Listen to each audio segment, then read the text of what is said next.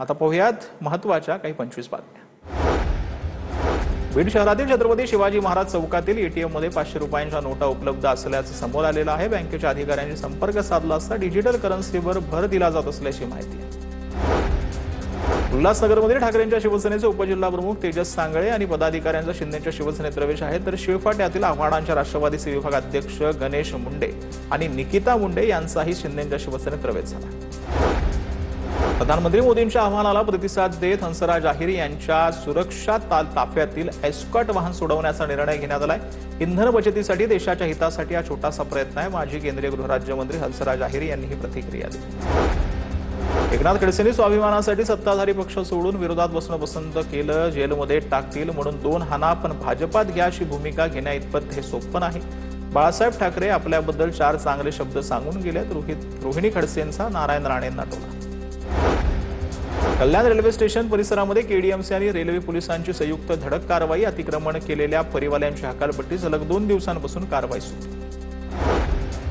समाज माध्यमांवरील मेसेजच्या गैरवापरावरती नियंत्रण मिळवण्यासाठी राज्य सरकारकडून समिती स्थापन। पोलीस महासंचालकांच्या अध्यक्षतेखाली समिती स्थापन। समिती 3 महिन्यांच्या आत गृह विभागाला अहवाल देणार। पुण्यामध्ये पेट्रोल डिझेल भरण्यासाठी वाहनांच्या रांगा। पेट्रोल डिझेलसाठी रांगा लावाव्या लागत असल्यानं नागरिकांकडून रोष व्यक्त। घराजवळ मेट्रो नाही तर कसं जाणार, नागरिकांचा सवाल।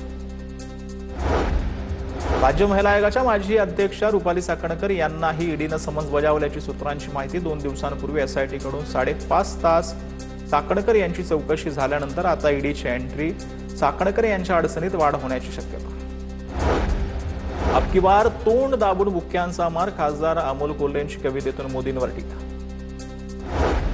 बंगालचे मुख्यमंत्री शुभेंदू अधिकारी यांच्या पीएच्या हत्येचं प्रकरण सीबीआयकडे सोपवलं। सीबीआयकडून हत्येच्या तपासासाठी 7 सदस्यीय एसआयटीची स्थापना।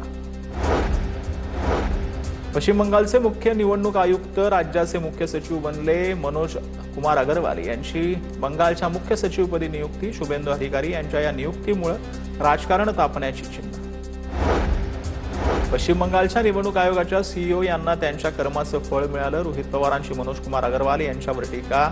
बंगालमध्ये एसआयआरच्या माध्यमातून 91 लाख मतदार वगळून त्यांनी संविधानाची हत्या केली होती।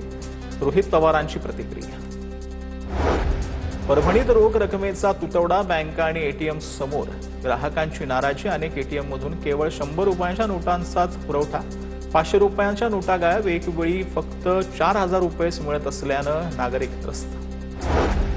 बीड शहरातील छत्रपती शिवाजी महाराज चौकातील एटीएम मध्ये 500 रुपयांच्या नोटा उपलब्ध असल्याचं समोर आलंय। बँकेच्या अधिकाऱ्यांशी संपर्क साधला असता डिजिटल करन्सीवर भर दिला जात असल्याची माहिती।